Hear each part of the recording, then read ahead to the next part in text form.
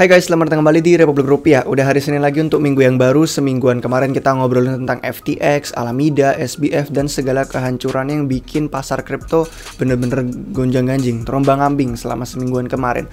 Mungkin kalian sudah melihat banyak dari video kami dari Senin, Rabu, Jumat, sama Q&A juga bahasin itu.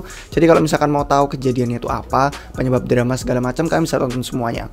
Hari ini kita bakal bahas, nggak bahas kelanjutannya tentang FTX, tapi bahas tentang gimana sih kondisi pasar kripto itu sekarang. Apakah ini harganya udah berakhir, apakah kita akan melihat koreksi lebih dalam lagi, dan mungkin kita bisa mengacu dari beberapa referensi saham teknologi, inflasi di luar di AS, dan beberapa hal lain. Jadi kalau kalian nggak mau ketinggalan tahu tentang kondisi pasar saat ini, silahkan tonton sampai akhir. Oke, let's go.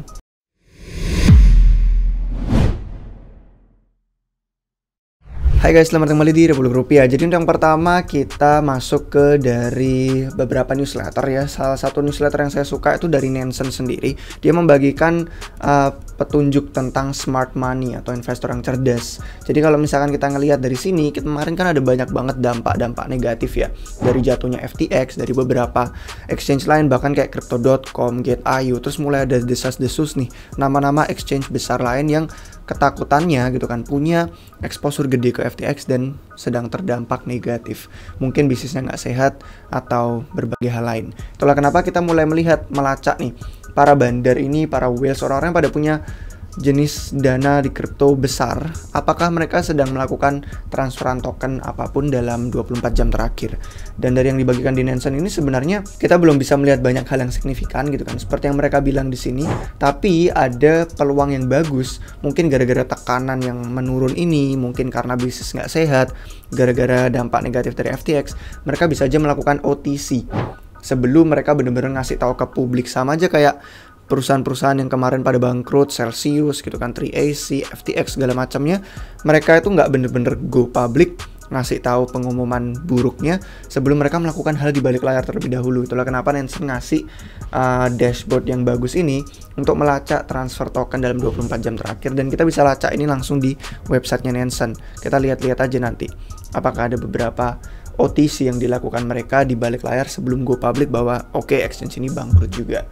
Setelah itu kita mau melihat dari Coinbiro membagikan beberapa newsletter yang bagus juga minggu ini, dan mungkin kita bakal mengambil referensi menarik dari yang dia perhatikan di sini.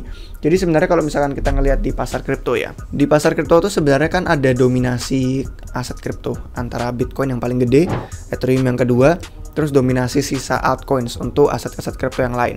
Dan biasanya ya kalau misalkan kita melihat dominasi Bitcoin naik, itu artinya orang-orang entah lebih konservatif membangun portofolio di aset yang blue chip, atau mungkin mereka memang merasa bahwa ini sudah merupakan bottomnya Bitcoin, kemudian Bitcoin perlu diserok dan whales mulai akumulasi sampai kita siap-siap untuk pasar naik lagi. Dan seperti yang kita bisa lihat di sini, dominasi Bitcoin yang tadinya tinggi banget sampai lebih dari setengah pasar kripto itu cuman di kisaran angka 40-an saat ini. Bahkan kemarin sempat kita rasakan itu sampai di bawah angka 40-an, hanya di 30-an persen. Kalau kita udah ngelihat angka seperti ini, artinya apa sih? Artinya masih banyak orang spekulasi di pasar kripto. Karena ini artinya kalau di angka 40%-nya hanya di Bitcoin, 60%-nya itu di altcoins artinya. Kalau misalkan di pasar yang bear market lagi kayak gini, koreksi turun dalam, orang-orang masih pada beli altcoins, artinya mereka masih pada spekulasi yang agresif. Itulah kenapa kalau misalkan kita melihat dengan orang-orang yang nggak teryakinkan bahwa Bitcoin itu lebih aman daripada altcoins yang lain, artinya kita bakal bisa melihat koreksi yang lebih dalam lagi. Dan koreksi yang lebih dalam lagi ini kita nggak tahu entah kapan akan terjadinya. Dan kalau misalkan kita melihat dari minat institusi, sebenarnya kemarin habis ada Fidelity juga, manajer aset yang 4,5 triliun dolar, gede banget.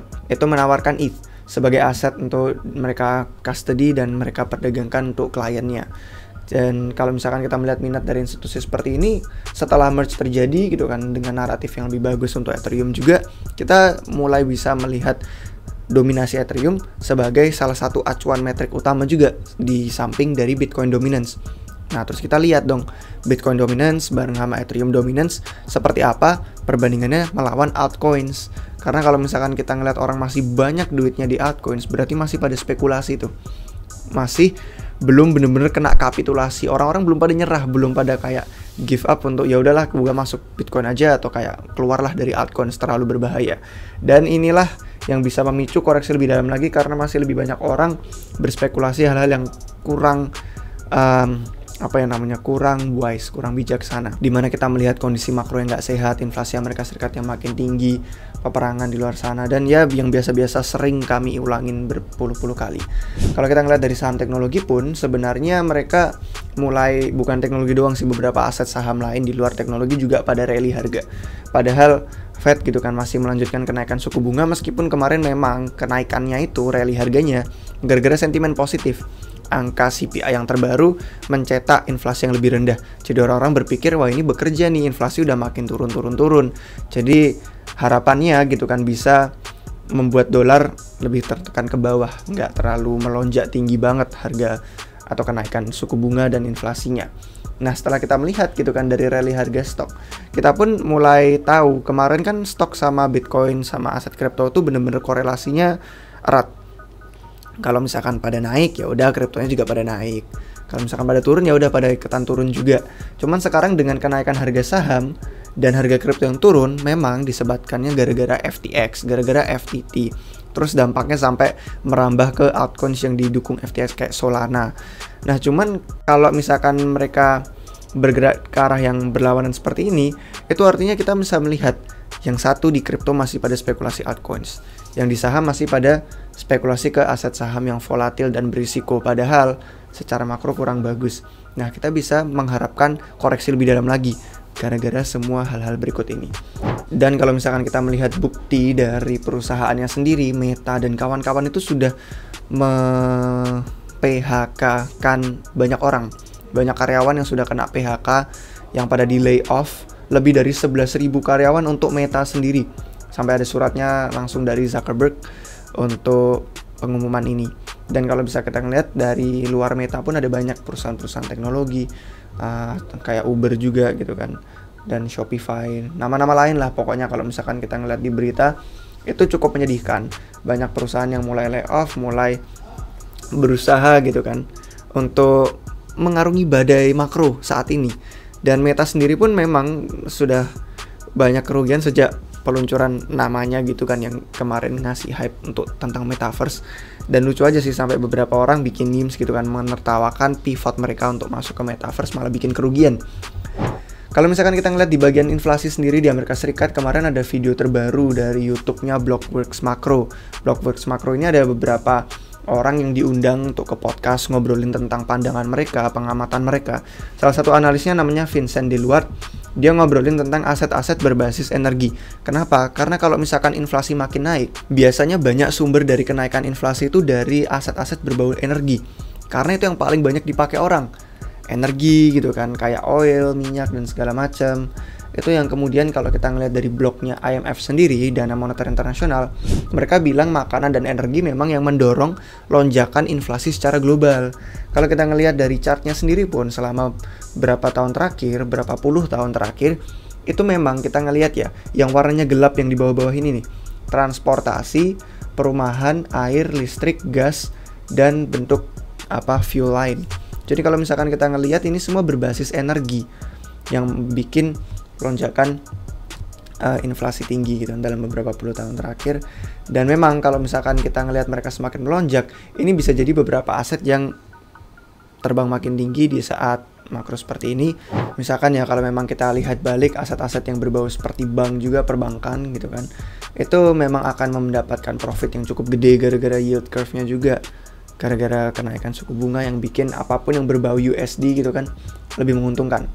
Memang kalau ngeliat makro tuh serem gitu kan, tapi kalau misalkan kita ngeliat kripto lebih serem lagi dengan adanya FTX dan kawan-kawan yang memberikan dampak lebih lanjut. Kalau misalkan kalian subscribe ke channel kita bakal bikin video tentang dampaknya ke Solana dan beberapa proyek lain yang ada exposure-nya mungkin ke FTX. Kita bakal bahas lebih lanjut di sana, jadi biar nggak ketinggalan kalian harus subscribe. Cuman kalau ngelihat dari dana kripto sendiri ya, dengan kenaikan inflasi ini, itu dampak positifnya ada ke stablecoins. Kenapa? Karena sebenarnya ya dengan perusahaan seperti Circle, seperti Paxos, seperti Tether, itu mereka semua kan mencetak stablecoins yang mana dipatoknya ke dolar Amerika Serikat. yang dengan kenaikan dolarnya dia jadi lebih menguntungkan. Itulah kenapa suku bunga atau interest yang mereka dapetin untuk revenue mencetak stablecoin itu sampai gede banget, 3 miliar per tahun. Bisnis yang sangat menguntungkan ya, sampai di highlight sama si Kobe di sini.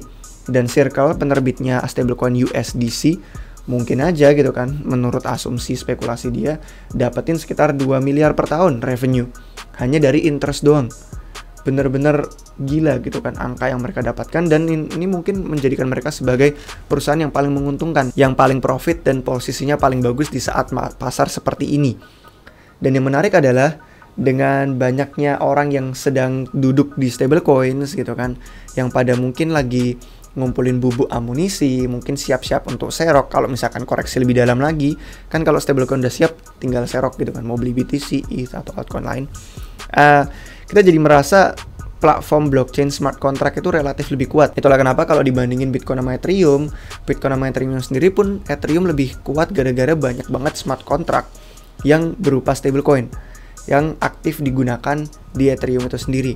Itulah kenapa kayak USDC, kalau misalkan kita baca sendiri langsung di blognya circle.com, itu kan bahas tentang pengalaman mereka dengan USDC yang multi-chain di banyak platform blockchain.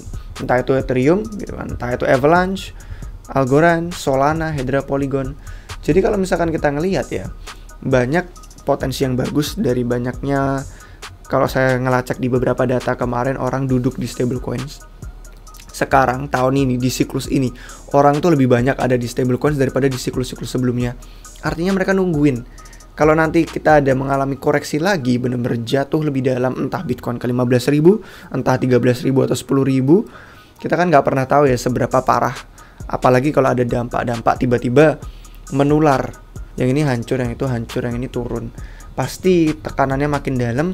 Dan stablecoin yang sudah banyak persentasenya ini daripada siklus sebelumnya akan masuk, arusnya langsung masuk ke aset-aset kripto. Jadi posisi itu akan menguntungkan dan semoga kita berada di posisi yang siap. Jadi kurang lebihnya itu sih guys yang bisa kami bagikan untuk hari ini.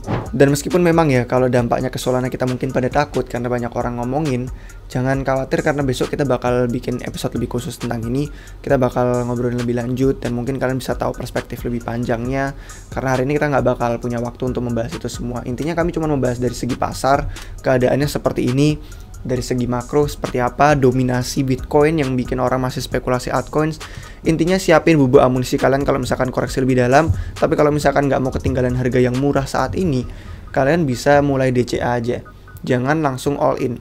Pokoknya jangan nangkep pisau yang berjatuhan, kita nggak pernah tahu dampak menular apapun yang akan terjadi di pasar nanti. Yang penting siapin duit.